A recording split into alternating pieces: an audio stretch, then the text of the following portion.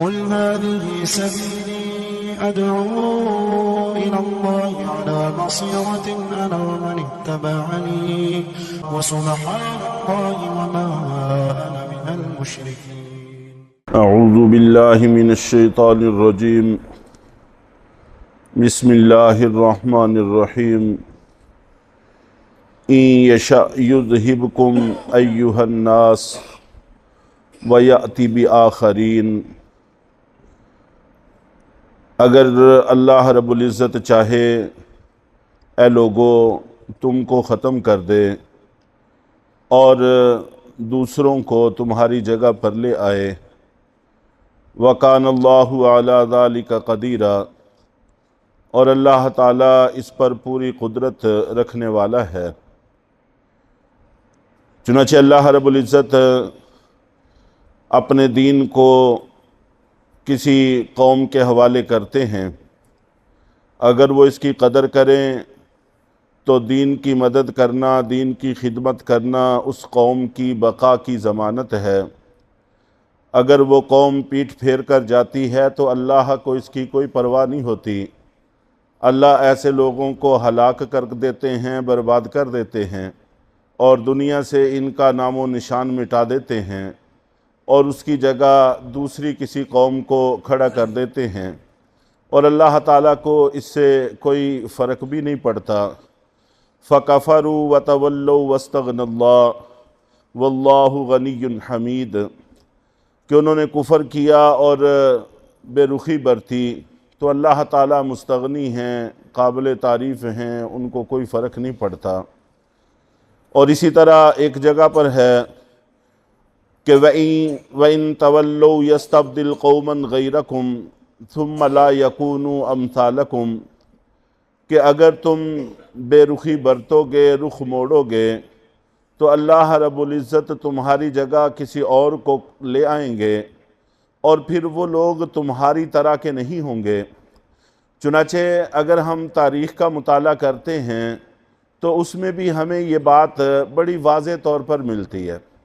اللہ کے نبی صلی اللہ علیہ وسلم مکہ میں پیدا ہوئے، مکہ والوں کے ساتھ رشتہ داریاں بھی تھیں، تعلقات بھی تھے، اور انہوں نے 40 سال تک آپ کی حیات طیبہ کا مشاہدہ بھی کیا. پھر آپ نے اعلان نبوت فرمایا تو 13 سال تک نبوت کے بعد کا زمانہ بھی دیکھا. لیکن چند ایک لوگ مسلمان ہوئے، اکثر و بیشتر آپ کے دشمن ٹھہرے. تو اللہ کے نبی صلی اللہ علیہ وسلم طائف تشریف لے گئے، انہوں نے بھی بری طرح سے ناقدری کی. تو اللہ رب العزت نے یہ دولت، یہ نعمت مدینہ والوں کے حوالے کر دی. مدینہ والوں نے قدر کی، چنانچہ وہ اللہ اور اللہ کے رسول کے انصار ٹھہرے. تو پھر اللہ تعالیٰ نے ان کو وہ عزتیں عطا فرمائیں اور اسی کو اسلام کا مرکز بنا دیا. اور مکہ کے لوگ کچھ بدر میں مارے گئے، کچھ احد میں مارے گئے، کچھ طبی موتیں مارے گئے اور مختلف جنگوں میں مارے جاتے رہے، کچھ فتح مکہ کے موقع پر بھی مارے گئے، اور جو بچ گئے بہرحال ان کو اللہ تعالیٰ نے اسلام کی دولت سے مالا مال کر دیا، وہ مسلمان ہو گئے. اور پھر مدینہ والوں کو تھوڑا سا شبہ بھی ہوا کہ اب چونکہ مکہ آپ کا اصل وطن ہے، اللہ کا گھر بھی یہاں پر ہے اور فتح بھی ہو گیا ہے اور آپ ان پر عنایات بھی فرما رہے ہیں، ہو سکتا ہے کہ آپ اب مکہ ہی میں قیام پذیر ہو جائیں. تو مدینہ والوں کو اس کا رنج تھا. تو اللہ کے نبی صلی اللہ علیہ وسلم نے بام کر ارشاد فرمایا کہ یہ اللہ کی عادت نہیں ہے، یہ ترتیب نہیں ہے. میرا اب اٹھنا بیٹھنا سب کچھ مدینہ والوں کے ساتھ ہوگا. اگر ساری دنیا بھی ایک طرف جائے اور دوسری طرف مدینہ والے ہوں تو میں مدینہ والوں کے ساتھ جاؤں گا. اور کیا تمہیں یہ بات پسند نہیں ہے کہ تم پلٹو تو اللہ کے رسول کے ساتھ پلٹو اور یہ لوگ واپس جائیں تو بھیڑ بکریوں، گائے، اونٹ وغیرہ کے ساتھ واپس جائیں؟ تو مدینہ والے خوش ہو گئے. تو پھر اللہ تعالیٰ نے جب تک انہوں نے قدر کی، اللہ تعالیٰ نے یہ نعمت ان سے نہیں چھینی. پھر جس وقت عربوں نے اس کام کو چھوڑا تو اللہ تعالیٰ نے فارس والوں کو، فارسیوں کو اس نعمت سے مالا مال کر دیا. چنانچہ ایک وقت تھا کہ امام شافعی رحمۃ اللہ علیہ کے علاوہ جتنے بھی ائمہ تھے، چاہے وہ حدیث کے ہوں، محدثین ہوں، مفسرین ہوں، فقہا ہوں، جتنے بھی تھے وہ سارے کے سارے فارس کے تھے۔ چنانچہ بخارا، سمرقند اور ترمذ، یہ سارے علاقے فارس کے علاقے اس وقت افغانستان کا حصہ ہیں، کہلاتے ہیں، اور یہاں کے علماء کو ماوراء النہر کے عنوان سے تعبیر کیا جاتا ہے۔ امام بخاری رحمۃ اللہ علیہ جنہوں نے حدیث کی سب سے بڑی خدمت کی وہ بھی فارسی تھے، امام اعظم ابو حنیفہ رحمۃ اللہ علیہ جنہوں نے فقہ کی سب سے زیادہ خدمت کی وہ بھی فارسی تھے، امام ترمذی رحمۃ اللہ علیہ، اس طرح بے شمار ائمہ کرام ہیں جن کی کتابیں معروف اور مشہور ہیں، یہ سارے کے سارے فارس کے تھے۔ اور اس کے بعد پھر اللہ رب العزت نے یہ دولت اردو والوں کو عطا فرمائی، پاک و ہند کے لوگوں کو عطا فرمائی۔ یہ اگر قدر کریں گے تو اللہ تعالیٰ ان کو یہ دولت نصیب فرمائیں گے اور ان کے بقا کی ضمانت بھی ہے۔ نہیں قدر کریں گے تو اللہ تعالیٰ اس کی کوئی پرواہ نہیں کرتے کہ یہ کون سی نسل سے ہیں اور کون سی قوم سے ہیں، اللہ تعالیٰ پھر تبدیلی فرما دیا کرتے ہیں۔ اس لیے جب اللہ کی طرف سے یہ نعمت میسر آئے تو اس کی قدر کرنی چاہیے۔ اسلام کی خدمت اس قوم کی بقا کی علامت ہے۔ اور اسی طرح اگر حکومتوں کا سلسلہ دیکھیں تو اس میں بھی اللہ تعالیٰ نے بنو امیہ کو ایک لمبا زمانہ خلافت عطا فرمائی۔ جب آنے والے ان کے خلفاء دنیا کی طرف مائل ہو گئے اور دین سے ہٹتے چلے گئے تو اللہ تعالیٰ نے ان کی جگہ بنو عباس کو کھڑا کر دیا۔